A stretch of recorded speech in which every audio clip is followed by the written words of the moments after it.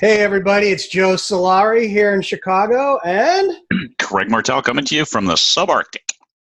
All right, Craig, I know you've got a busy day planned, so let's get into it because there's a dog that'll need to be walked soon, right? You bet. You bet. Phyllis the Arctic dog will be up soon, and as you can see, it's still dark out. Darkness has returned, Yeah. which some people say, well, no shit, it gets dark. Well, no, not necessarily, not up here.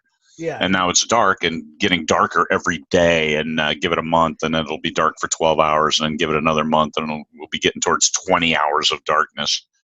So wild swings. Yeah, that's crazy. You know, the one time I was in Alaska, it was in the summer, and I don't know how you guys do it. It's so freaky to have the sun out that long. When you travel in the summer, then it's crazy because you fly in. It's daylight whenever you fly in. Cool. So today we're going to talk about your latest book, and we'll go through that. But what else have you been working on? What's been going on this week? Doing a lot of stuff with conferences, plural, as well as trying to get this next book finished, Nightwalker 6. It's coming to fruition. I should finish within 2 or 3 days, which my target was to finish by the end of August. I was hoping to get done earlier than that, but the Vegas conference with 1,000 people, over 700, I didn't think the complexity would be that much, but we did change a lot of things, and it's a lot more complex. So the simple details, I probably address 100 different issues every single day on the details, and consolidating like watch parties.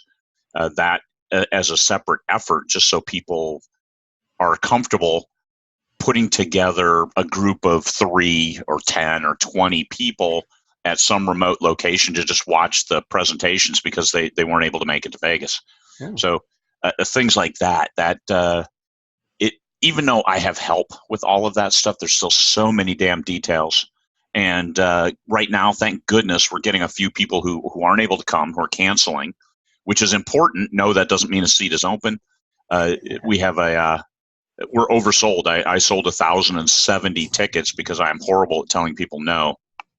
Cool. Well, this week, the big thing for me was I finally got that analytics tool done for authors for figuring out your capital needs for when you start your business. So that's a free web tool on the website now. Nobody has an excuse now not to have a idea what it's going to cost them to do a book launch. Yeah, that's right. I went through it. It looks pretty good. I mean, it's all click, select, and it calculates for you and tells you what to plan for, which is the most important thing you can do is plan for your cash flow and the beginning need. Here's what you need to start on this adventure. And if you don't have the cash, well, then you have to invest the time, because it's either money or time to get where you need to go. Well, and one of the things that I've had some feedback by email on it is, especially if you're a new author, you haven't done anything.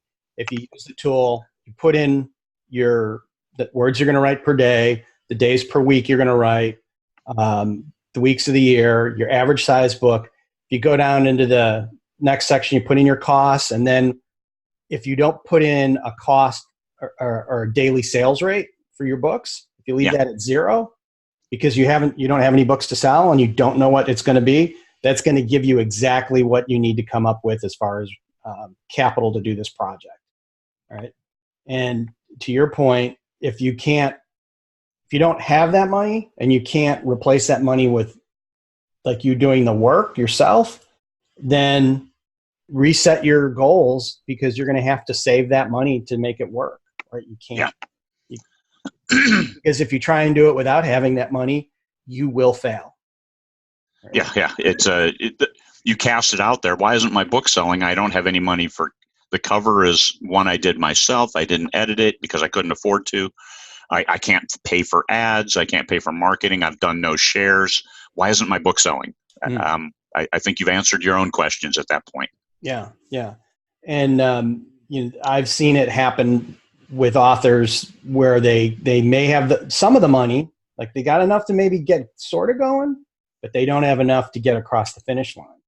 right? And it's like, And don't be afraid. This isn't overwhelming, because I know the baseline that you show in there was like $2,100 for a book launch.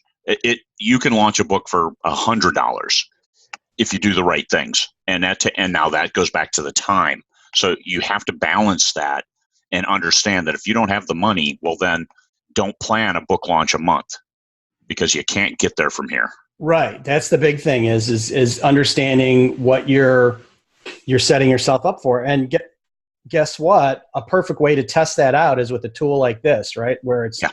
You're imagining like, what if, if you're a prolific writer and you could write, 7 to 12 books a year, Yeah. right? You put that in there, you put in your costs, and it's like, wow, at, $300 a cover, that's a lot of money I got to come up just for covers. Like, so do you back that down, right? Now it gives you the ability to think through your time schedule, right? Like now you don't have to be like, I got to write like my hair's on fire. It's like, no, because you don't have the money to get those books out to market. Yeah. You can't be writing fast. Like we were talking in the last episode about Judith Krantz. I mean, she just wrote. That was her pace. Yeah. How books came out, that's that, right? I know with Michael Sullivan, he's got several books just sitting on the shelf ready to go, but they have a very, very fixed release schedule that they do based on how he goes to market.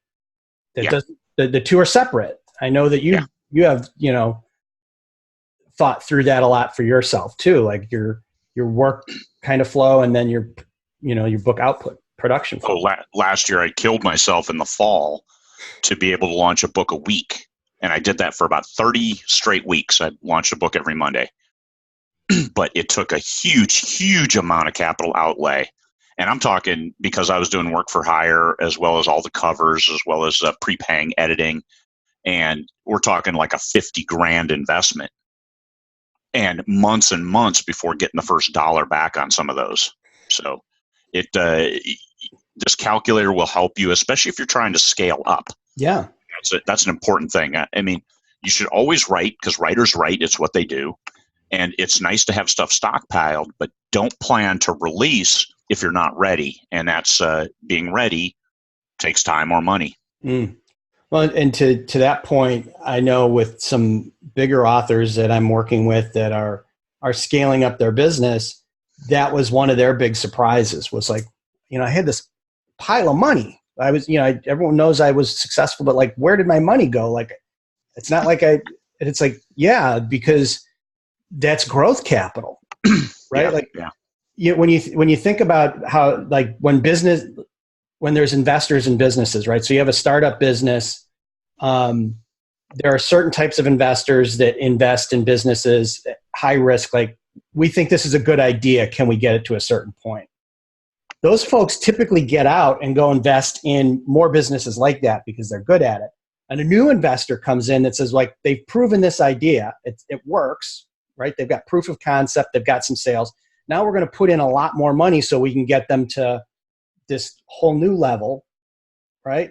And they figure out exactly like, okay, for us to go from 10 million in sales to 100 million in sales is going to require X amount of money. Here's that money. And I think that authors, like, they don't understand two things in that. One is like that initial capital to scale. And then the second piece is that your working capital, the amount of money that has to just stay in the business that can't leave, because now its lungs are bigger and it breathes in more working capital. It's going to grow and it's going to get bigger and bigger and bigger. And it's like, well, where's that money? It's like, it's in the business forever, right? Like, until you scale down, right? If you're on a production schedule of putting out a book a week, that means if you're paying even $100 a cover, that's $400 that can't leave ever. Right? That's right. Plus editing, and it's not 400. It's 400 plus next month before you start seeing revenue back, which is the month after. So it's $1,200 that can never leave the business. Now, after 3 months, you take a cut out of your revenue and you roll it back in because the 400 you paid, you get it back, hopefully, if you have a positive ROI. Yeah. And if you don't, then yeah, it's 400 plus. Yeah, and that's saying that every one of your babies is beautiful. Sometimes you have an ugly child that doesn't go to prom, right? Yeah, and then like this, it's the end of August, so in like 18 days, I got that massive tax payment that's going to come out mid-September. And the good thing, the IRS, look at that. The good thing was I was able to set up all 4 payments based off what 110% of last year, 150%. I think they jacked me of last year's estimated tax payments, and I set up all 4 at one time, so I don't even have to think about it. There's no risk of missing the payment, and it'll come out. But September 15th, because now I'm not thinking about it because I set it all up ahead of time. All of a sudden, I get this big chunk. It's like, what the hell? Oh, taxes. Yeah. September 15th, and then January 15th. Yeah, And hopefully come April 15th, I don't have a big check on top of the next year's estimate. Yeah, that's really important. It's like not all that money is yours. Right? Yeah. So you can't be using that as part of your funding process. So yeah, the tool's there. I'll put a link in for the Indie Author Alchemy Author Capital Planner, and people can play around with that. But the main reason we were getting on was to talk about the book you launched Friday, right? Yep. It launched collaborations. I checked this morning. I've sold 35 copies.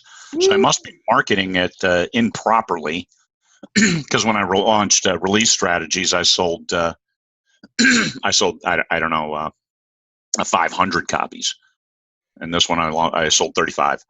It's not just for collaborations, and I think that was the big thing, because I do talk about box sets and anthologies, and when you talk through the topics that you wanted to talk about today, that's part of it, was box sets and anthologies. And this is collaborations, is how do you collaborate with other authors, even if it's not co-authoring? Yeah, I think that part of it is maybe they're still reading the other book, but which is awesome. Yeah, it is. There's so much more opportunity in release strategy, and I probably need to do an update to become a successful indie author, because Create Space no longer exists. But a lot of the foundational stuff, 95%, is still solid. Mm. Well, and to your point with this book, I think there, even if you're not looking at doing collaborations per se,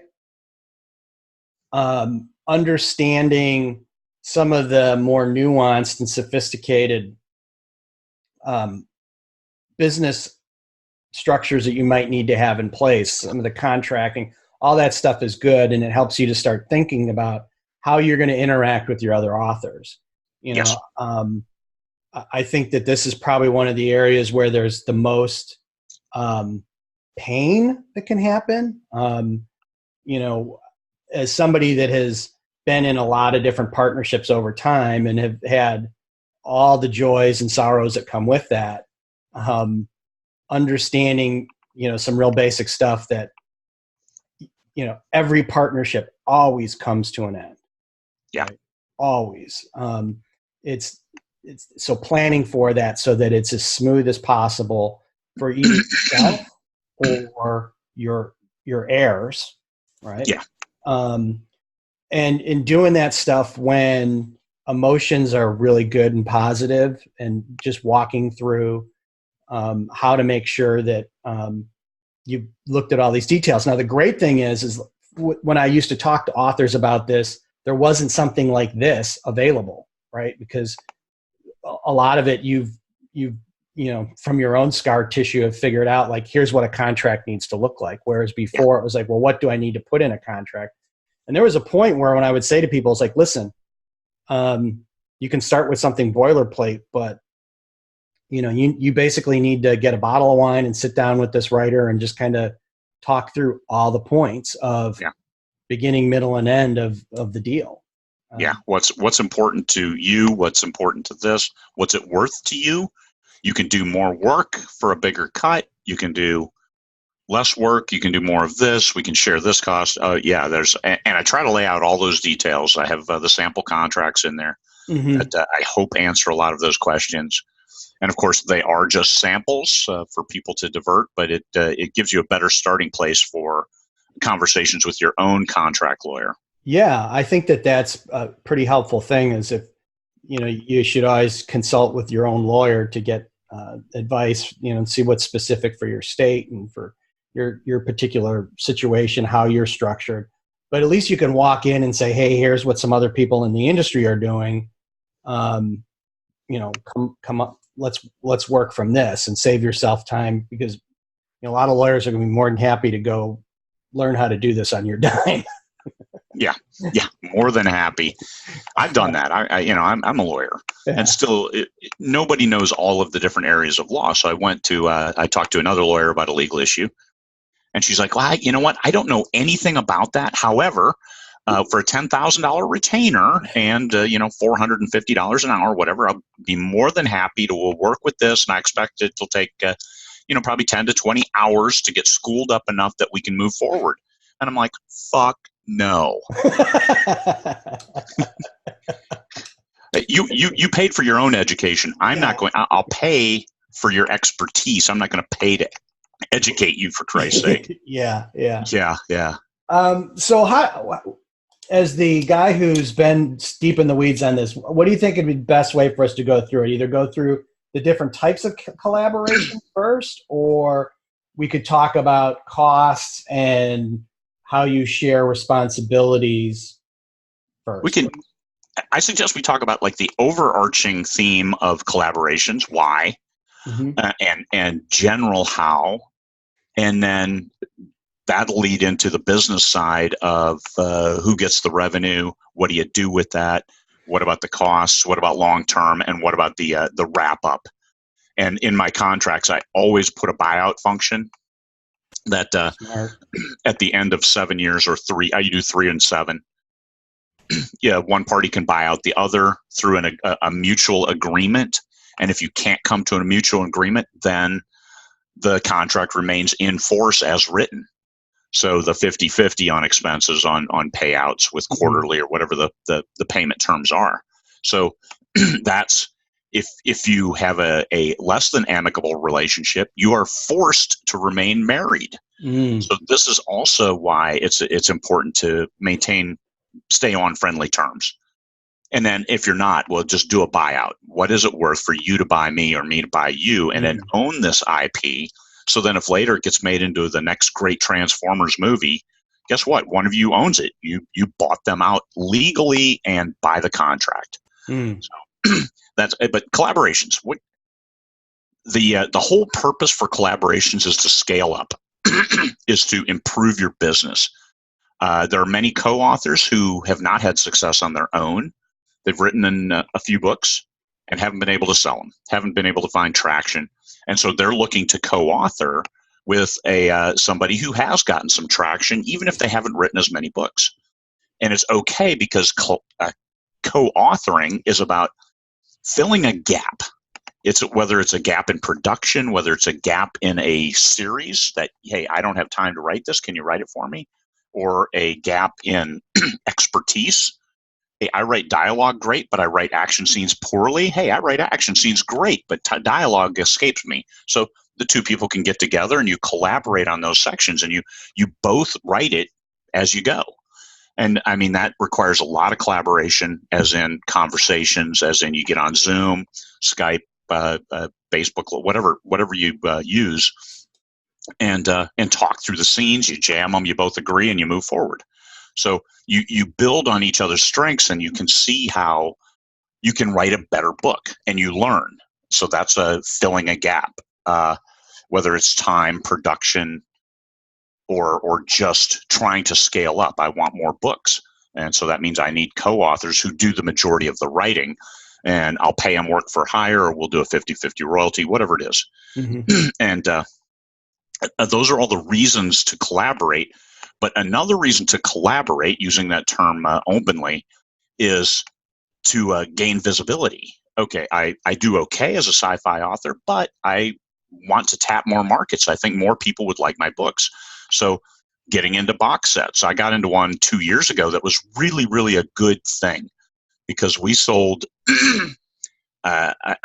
tens of thousands of copies of that box set. A bunch of authors contributed a book, their first in series, and it took off. It did really well. I mean, we were getting 100, 200,000 page reads a day. Wow. on this box set. So that was another way we collaborated, but I didn't share any IP. I didn't share. We just all contributed a book. We published it, and then we split the profits. And that gained me some new readers. It gained me some nice money. And the anthologies I put together also gives authors an opportunity to show their stuff. And I've been able to pick up a couple co-authors from that process, and some folks have co-authored other stuff because of what they saw in the expanding universe. So this is it's a collaboration, but it's an opportunity to improve your visibility, and not the infamous, "Hey, we'll pay you with visibility." I mean, that's a crap offer. This expanding universe, you get a share of the profits. Everybody gets an equal cut. But you get an equal cut, and then, oh, by the way, all these headliner authors, you'll get an opportunity to their readers to see your stuff. So that's why I also keep the genre really narrow, because I don't want somebody throwing up a Stephen King horror into a space opera, military sci-fi anthology. So I keep it narrow. If you write space opera, hey, look at this. Hey, it's different writing style, but it's the same engaging character kind of approach painted on this fantastic landscape. So the anthologies, that's another opportunity to collaborate, which then ups your game. But we want to, the collaborations is all about upping your game, and not about, hey, you're a co-author now. And co-authoring is one small element of that, even though it's what people mostly think of with collaborations. Sure. I know, Terry Mixon, he did that work with Glenn Stewart, and two of them that helped both their careers a lot. And I can think of countless folks that have worked together that, one person is trying to kind of keep up with their fan needs, and they find somebody that has a similar kind of style and feel, and it helps them. If you, like in Terry's case, he really feels that that's helped his career quite a bit. And then from that, he was able to go do a lot of stuff on his own, just because he built that audience, right? It was a good fit on audience. Or a lot of the guys that are doing, either in your anthologies or Chris Kennedy's anthologies, there's such a great mix that you guys work on to get, like heavy hitter names as well as new and emerging folks. I got into one of the Four Horsemen universe anthologies as well. I resisted initially, and I'm like, let me do one. This will be a unique story for Four Horsemen, and we'll leave it there. I'll work something, because that's about ready to come out, that short story, and I don't need it. So we'll figure out a way to help funnel people into his Four Horsemen universe, but also the readers from his universe who see it, then will hopefully come over and take a look at mine, which is a good visibility problem. So in your book, you talked about simple collaboration and extensive collaboration, and you have kind of different contracts for that too. So why don't you help folks to understand, and at least like how your philosophy is between simple and extensive? Okay, a simple one. I'll define a simple as one person handles all the money and the contracts and the stuff like that, and the other one writes and has like an ancillary role, whether it's a work for hire, even a ghostwriter. If you just hire somebody to write the book and you don't name them or give them credit. So those situations, or a 50-50 collab where one person does all the writing and the other person does everything else, to include publishing. So then that's it's simple in that regard for the person doing the writing, because they can focus. And that is more of your traditional publishing model. Whereas, hey, they're paying you, they give you an advance, you write the book, you hand it over to them, Bob's your uncle. Life is good. But they're paying you pennies on the dollar. And indie author collaborations are so much more lucrative in regards to your share of your work. So simple, extensive and complex are where you're sharing costs, you're doing different things, you're tapping different elements, like my collaborations with Michael Anderle are complex in that we both tackle. I'll advertise in different segments. I control all the Facebook ads for my stuff that are collaborative. Okay. Michael takes care of the Amazon ads. We split promotions that we do across various venues. We some covers I'll buy, some covers he'll buy. I pay for editing, he pays for editing. We do a different variety of things. I'll bring in a new series and work that in.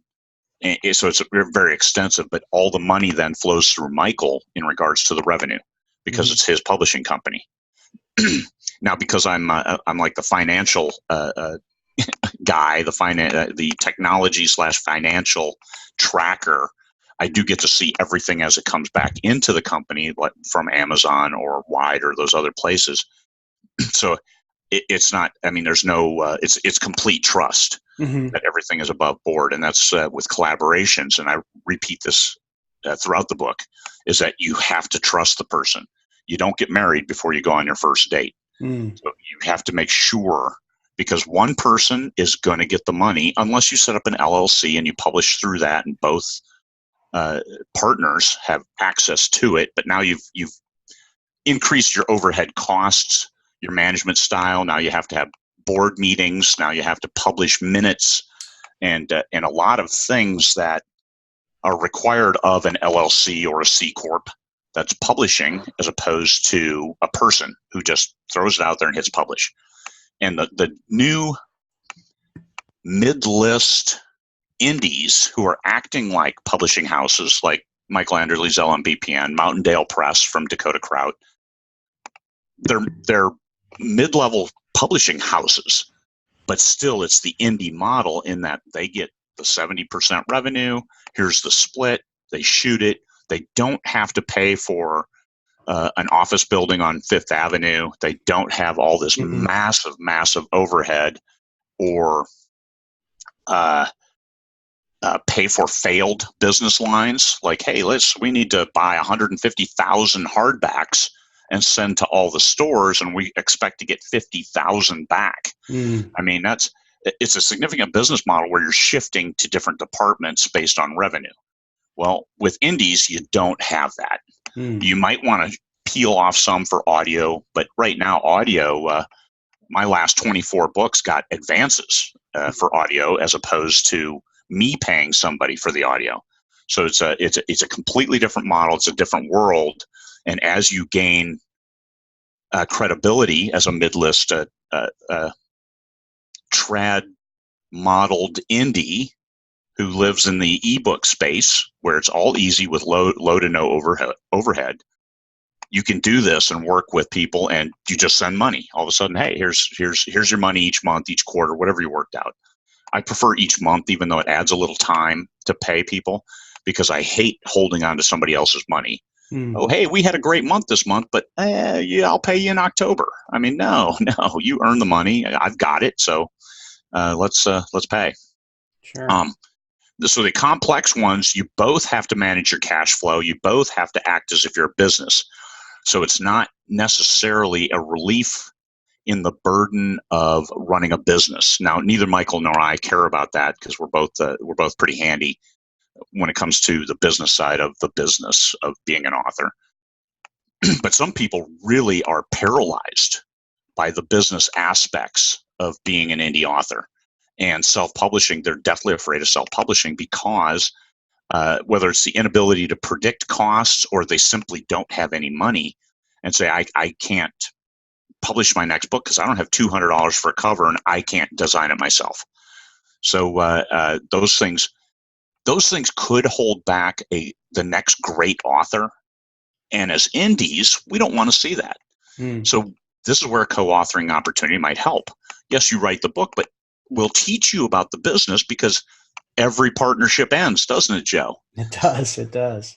So how do you get ready for that? You get ready for that by learning from your co-author, and not just submitting yourself completely. Hey, I'll write the book, you do everything else, and I'll remain uneducated in regards to the business. So when the business partnership ends, yes, I might have made some good money, but now I'm back to square one. I don't know what to do. So use the opportunity of co-authoring and collaborating to learn. And that's where your complex business relationships, they could evolve. You start with just writing the book and you do nothing else, to all of a sudden you're involved. Well, what's our ad spend this month? How are we doing? What's our ROI? How do we calculate ROI to show that we're getting our money back from our ad spend? And those kinds of things. And this is what makes collaboration so powerful. You dive in, you do a trilogy, you dive out, and you're a better independent author because of it. And that's what we're really going for with collaborations. And I hope I lay that all out in the book, because all collaborations end in one way or another. We want them to end on a good note, because you went on a date before you got married, and you do your marriage thing, and then you both go your separate ways. Sure. Yeah, I think, one of the things I've observed from folks that come to me, I've had people that have called me up or sent me emails, and I've talked to at the conferences, and they're like, hey, we're thinking about this collaboration. We're going to work together, and we want to know how to set up an LLC together and all this stuff. And, I think they're surprised when I caution them to say, whoa, like, you're putting the cart before the horse on this thing, right? Like, unless you have a bunch of money to do all that stuff. Yeah.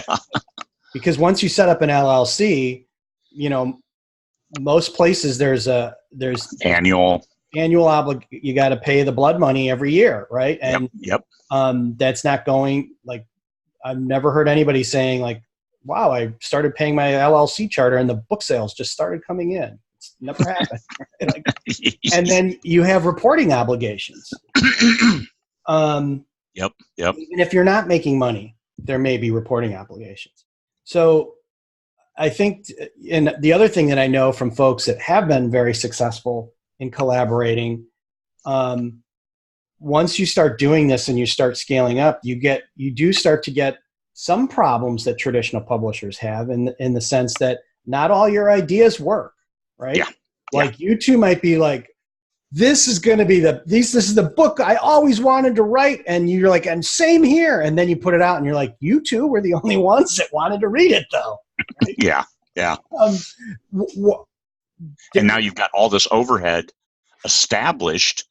You decide not to write book 2 because it hasn't. Guess what? Your LLC is in existence for years. Yeah. You have to go through the process of having it dissolve, right? Like in Illinois, you have to pay money to dissolve your LLC, right? Like even in Alaska, you have to pay money to dissolve your LLC.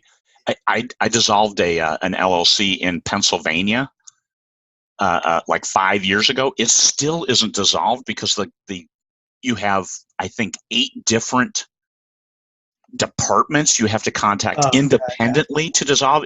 They make it such a damn nightmare that I will never ever form another corporation in Pennsylvania. Yeah, that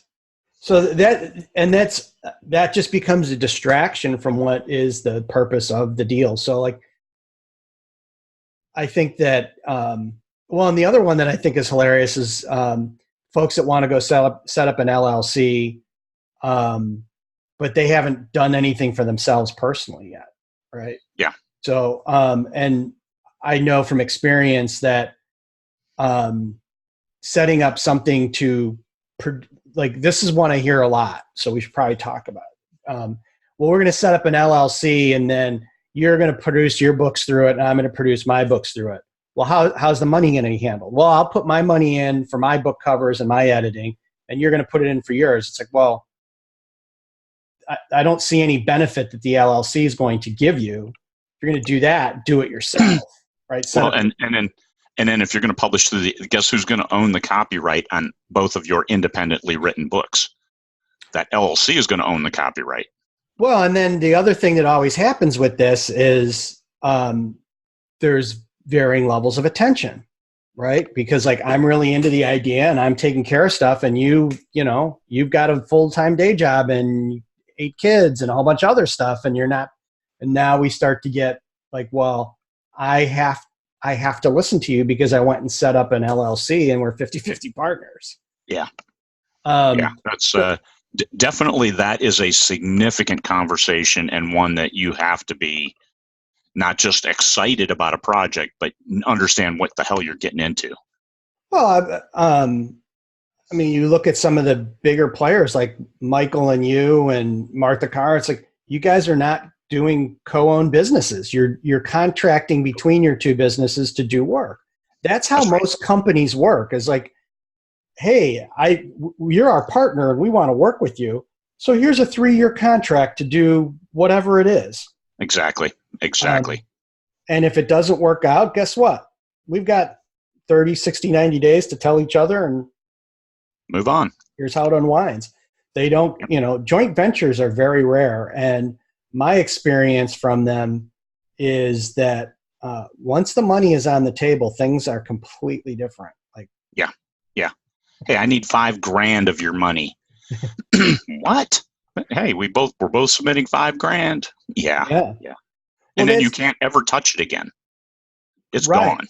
Right. I think that's a very important point about expenses and sharing. It's what's typically in business is called a capital call. So you invest in a business thinking that it's going to make you money, right? So I'm going to give you $100,000 into your service business. My thinking as an investor is that money's coming back either some dividends or there's going to be an exit and I'm going to get that plus a multiple of that back. But then you call me up 9 months later and say, hey, things are taking a little bit longer. We need another $50,000.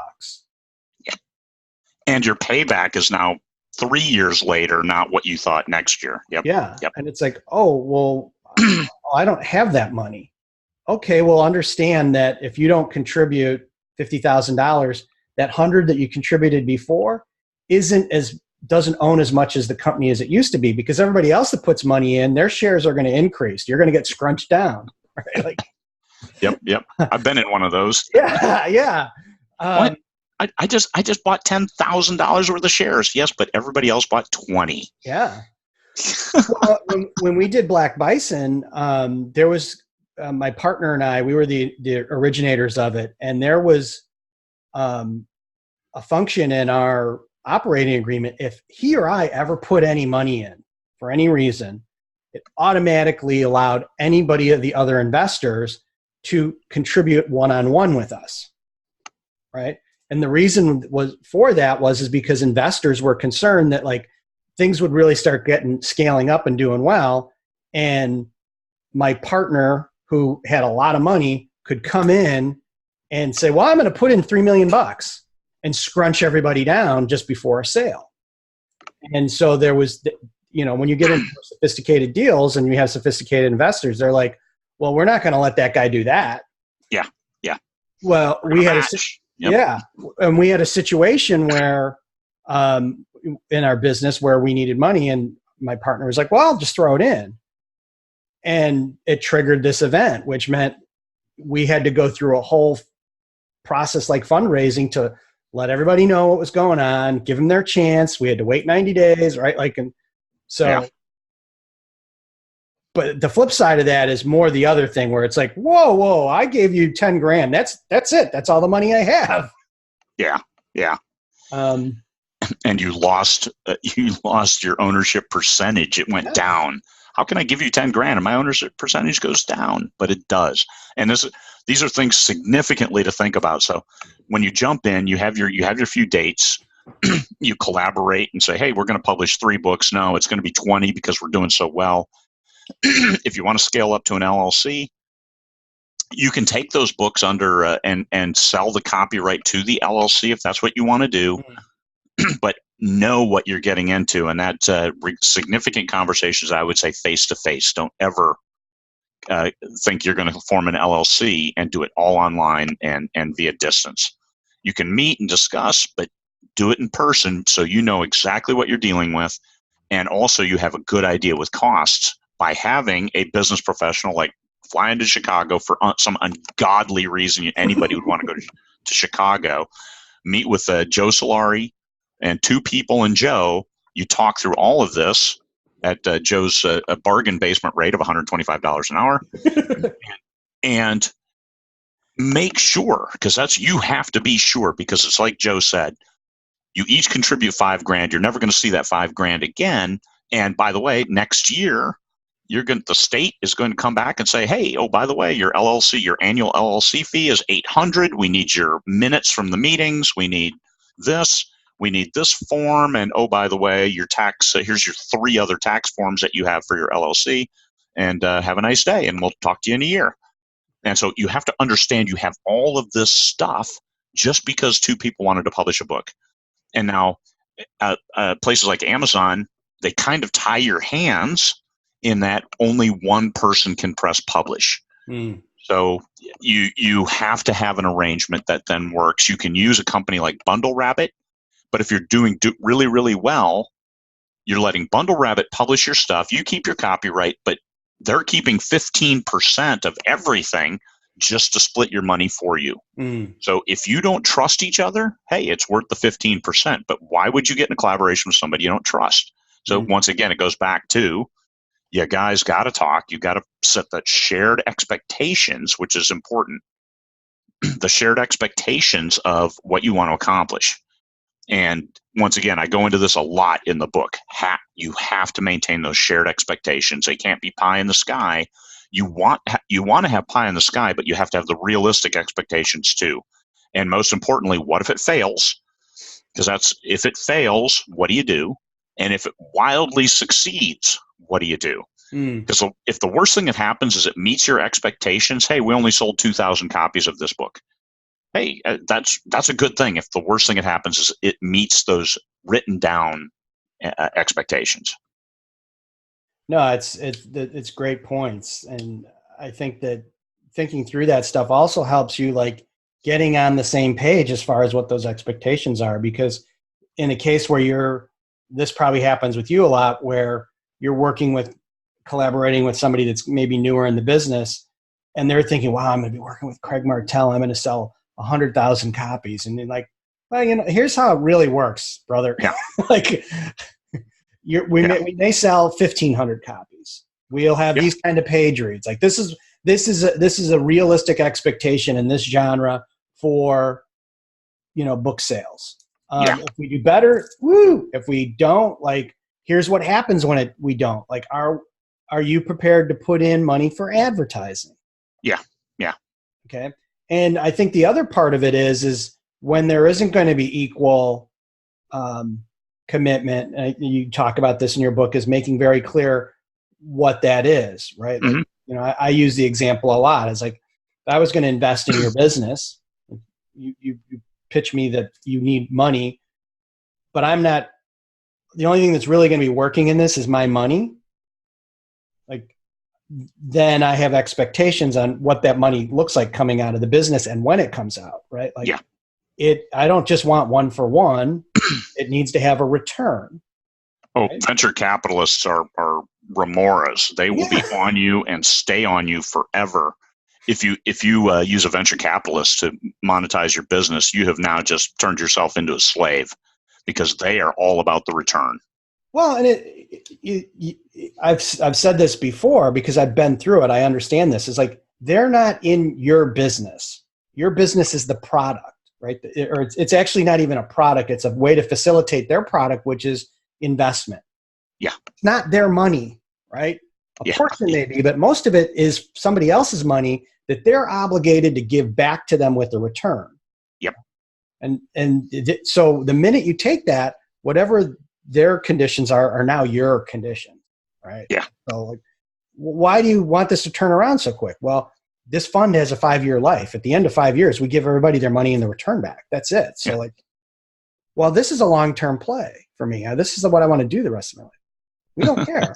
They don't care. No, they're about what we want to do, make money, right? So you're going to take their money. It's going to be to their conditions. Yeah. So I think that's the other side of it, is like, if you were to, and this is also a good thing for something I've been talking to authors about, is for you to put yourself in that mindset as the investor. Is like, okay, if you and I are going to collaborate in this deal and we're both going to put in $1,000, what should that $1,000 look like coming out? as investors, not as guys that just enjoy writing together and love this idea. Should that come back with a 20% return? Yeah. Right? Yeah, it should. I did a 50-50 collaboration this year, and the books didn't sell as well as I had hoped, even though they're excellent books.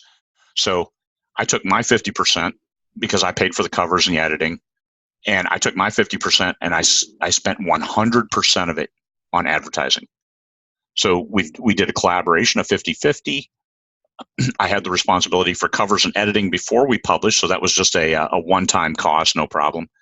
But after that, like I said, 100%. So I've made zero on that collaboration. However, we have picked up, and now we're doing okay. The books have a decent traction, but we didn't get that initial return. It's basically just a long-term, a slow burn kind of series that stays 20,000 to 30,000, but that's not big money.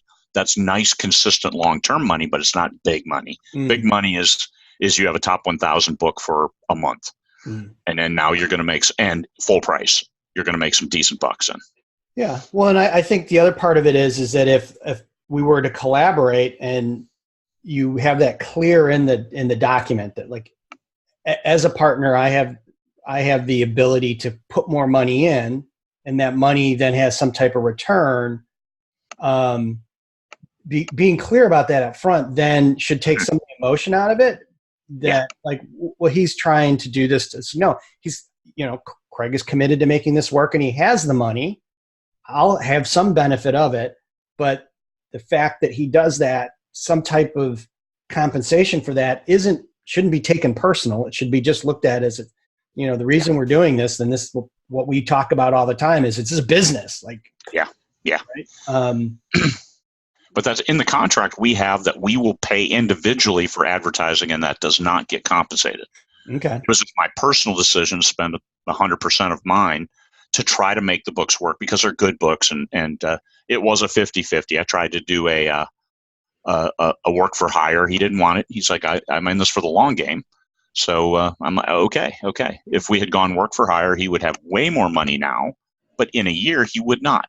So if you're willing to wait and you monetize over time, then you could see that. But I wanted it to work for him so he could get a little more money now as well. That's good. And then it's there. It's clear, right? I've been in situations where it's like everybody had to go back to those original documents because we forgot. Like, oh yeah, that was what we're supposed to do. Yeah. You just mentioned work for hire. I know that was one of the items you talked about in the book. You want to elaborate on that a little bit? Because this is an arrangement. As an indies, we can do this. It's easy.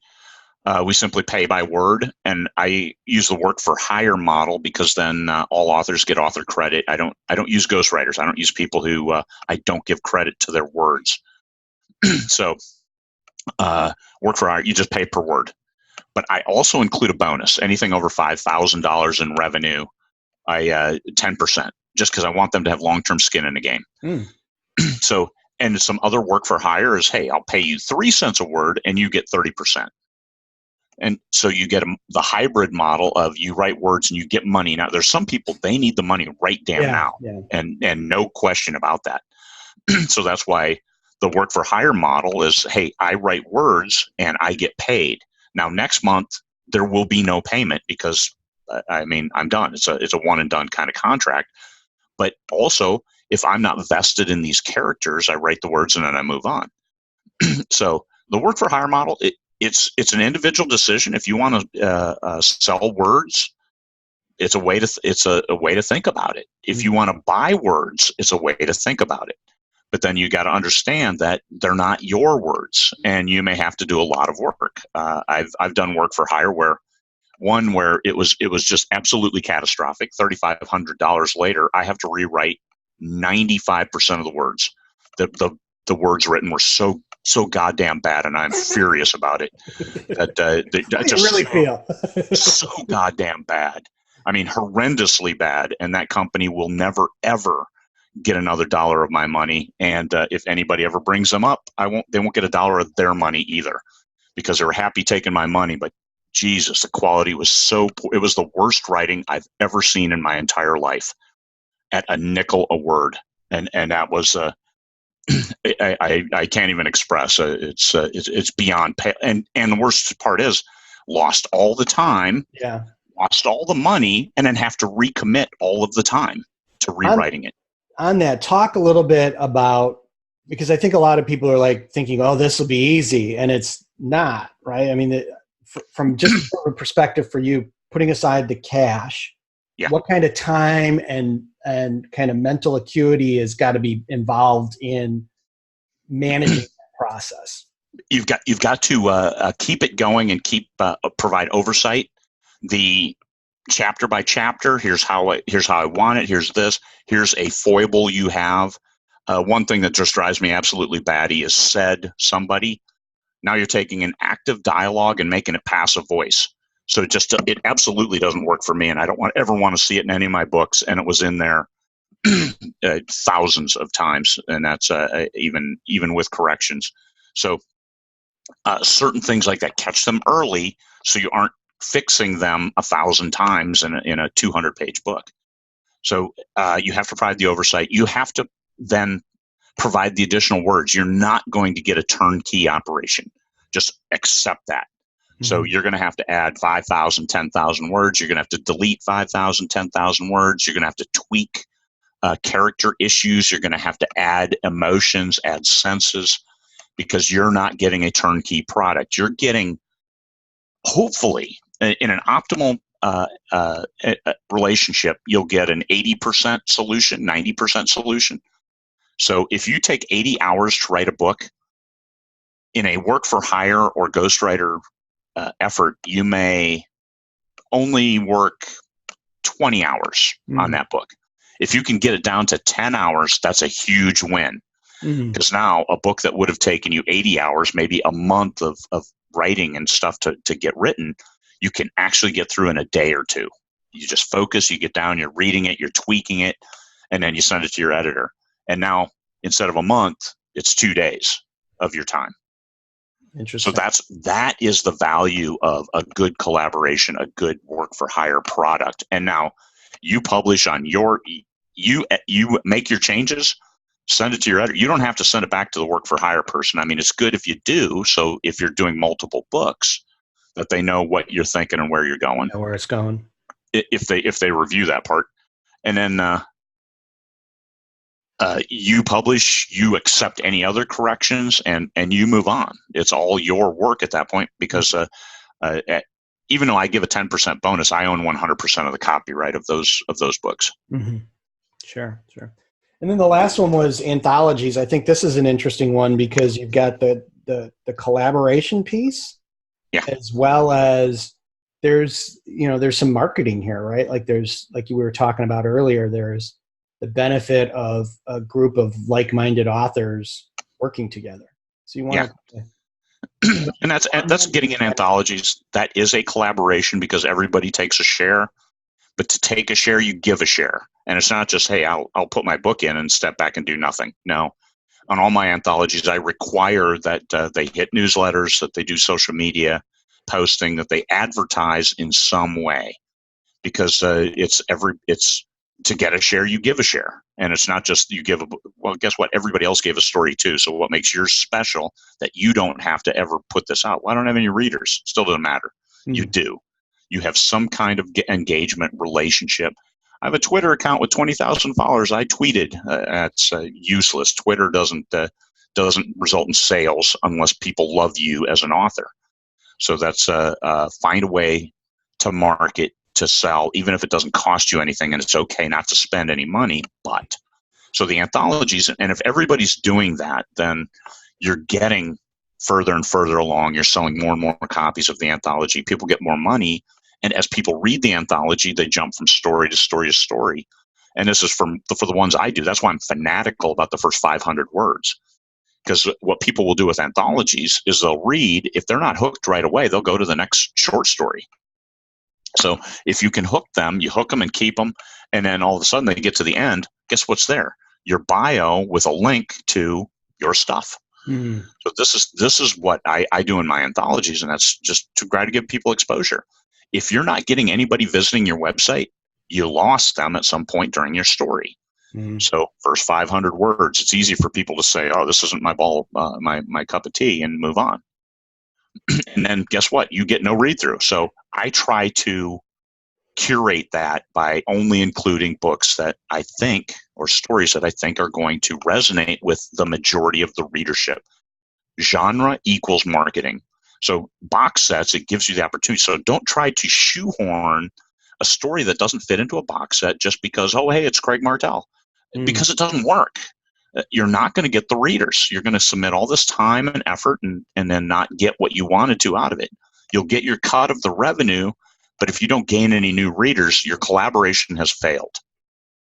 Yeah, yeah. Well, and I think the other, kind of little secret evil plan of some folks that are doing anthologies is it's also a talent show, right? Yeah, Like, yeah. if you look at some of the anthologies, like the Four Horsemen or some of these Mhm. other folks, is like if you impress those people, there might be a chance of you getting a shot inside that universe, right? Mhm.